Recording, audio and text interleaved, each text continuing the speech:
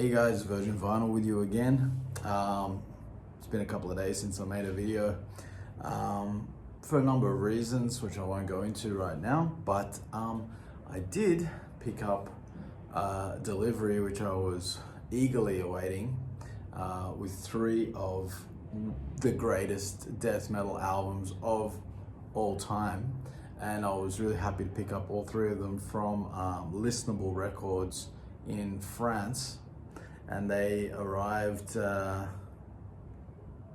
days ago. And the main album that I was really wanting and searching for, but finding okay, so let me explain this. First of all, let me just show you what I'm talking about here. Keep the suspense out of the way. It's Malevolent Creation, the 10 Commandments, right?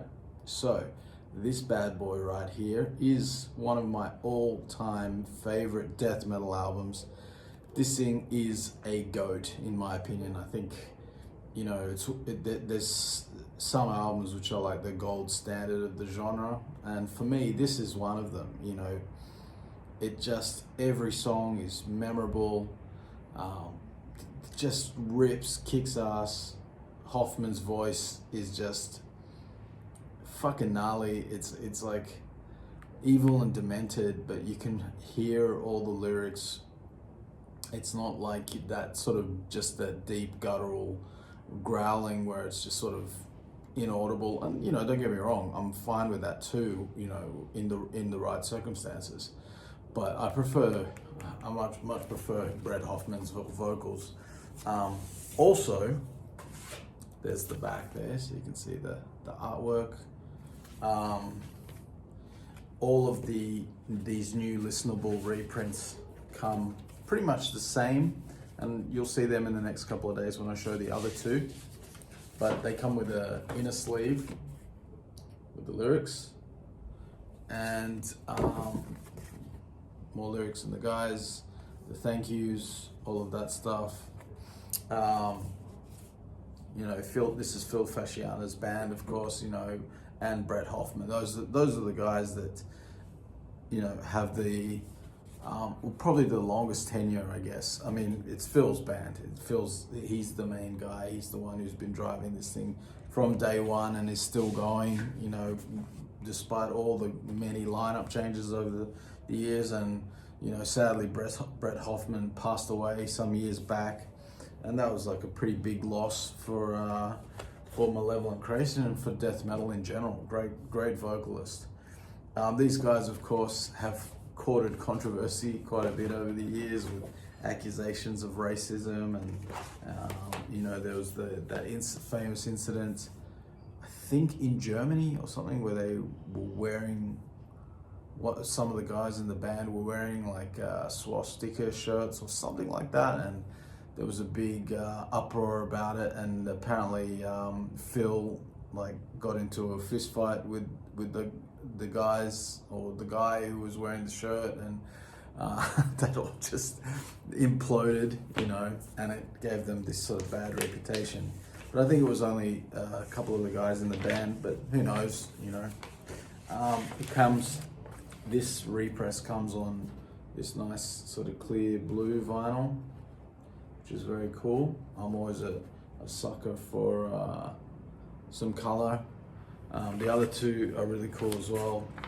One of them is splatter, and one of them is kind of like this red, what do you call it? It's like, it's not splatter, but it's like when it's sort of got waves of, you'll see it anyway. So, there we go, put that back in there.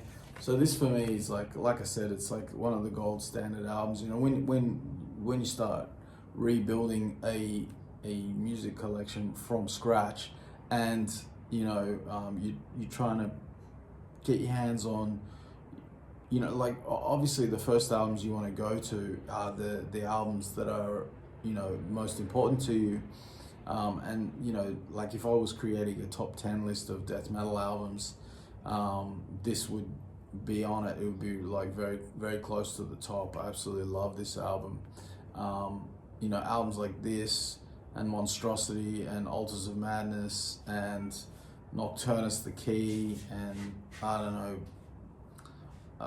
There's so many though. That's so hard to pick. But this is like unshakable, most definitely on there. Retribution is also very, very good as well. And most people probably put Retribution over this one.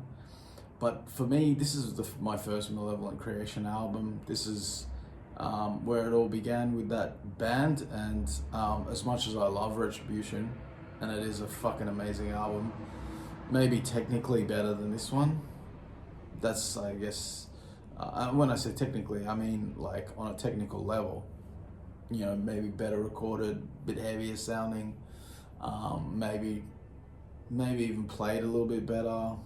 That's disputable though, because this is fucking rock solid, and it's killer. But for me, I just like the songs. I think I like the songs better here.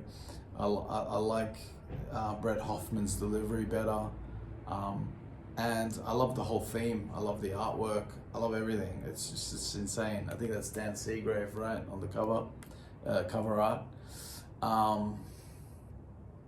What else was I going to tell you? Yeah, so it's interesting, like that I was trying to track this down, and you know what's interesting to me is like how many of the sort of fundamental the formational death metal albums are out of print, you know, or hard to get your hands on.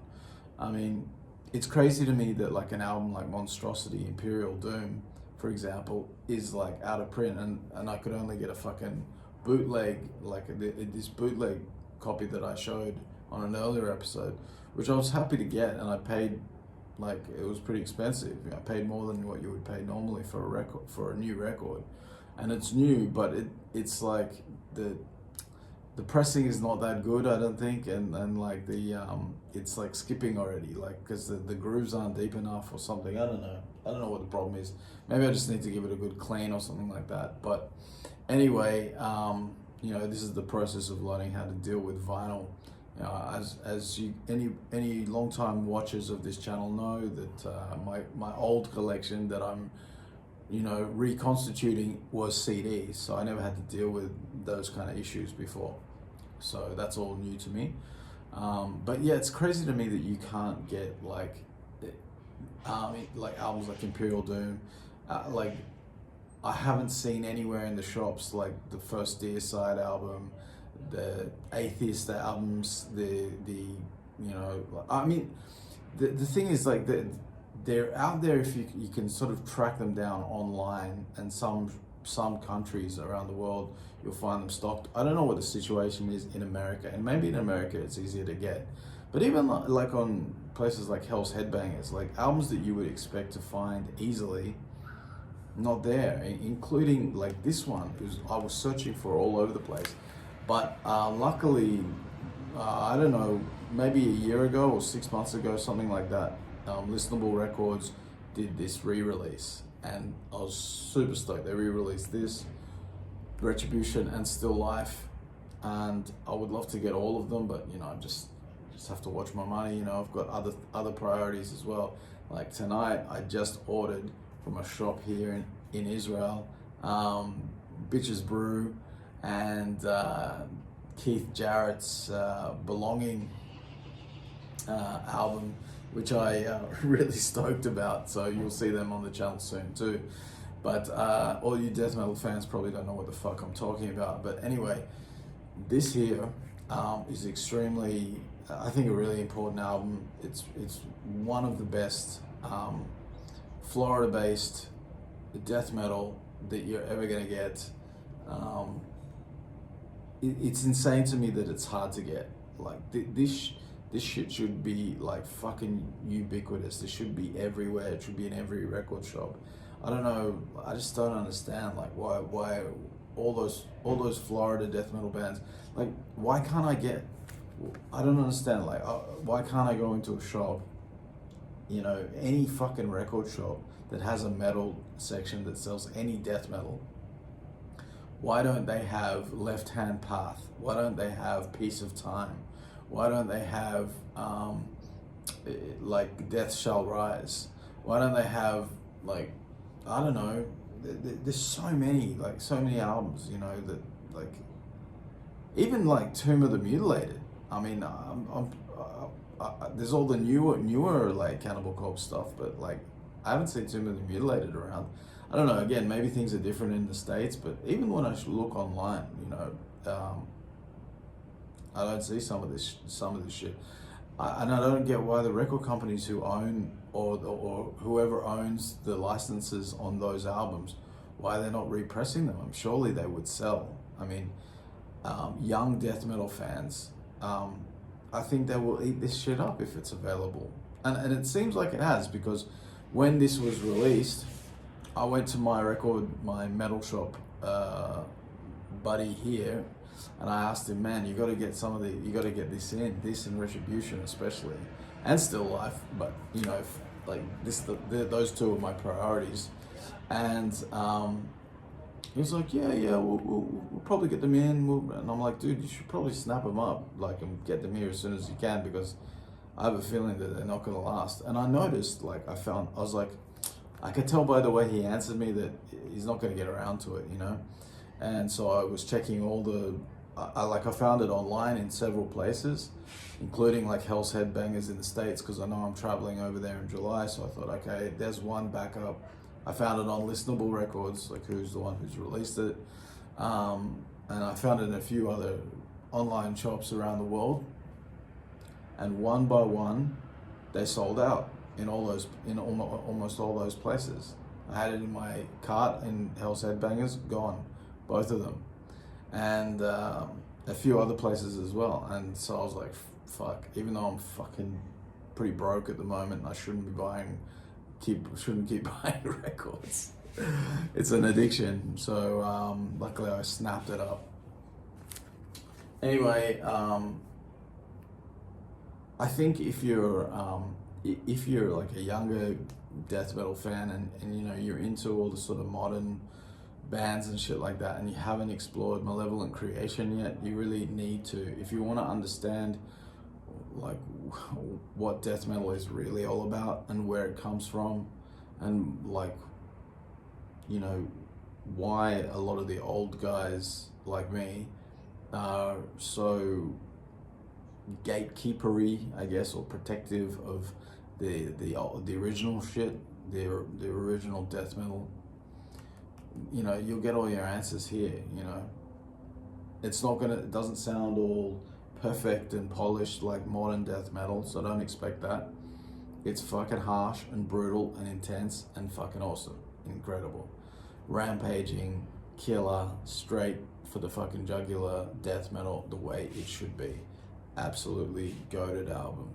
All right, guys, that's it for today. Hopefully I'll bring you the other two over the next 2 days. Although if I pick up the Miles Davis, I might show that first, because I'm really excited about getting my hands on some Miles, because he is, well, I'll talk about that when I get those albums. All right, guys, hit the subscribe, and I'll see you next time.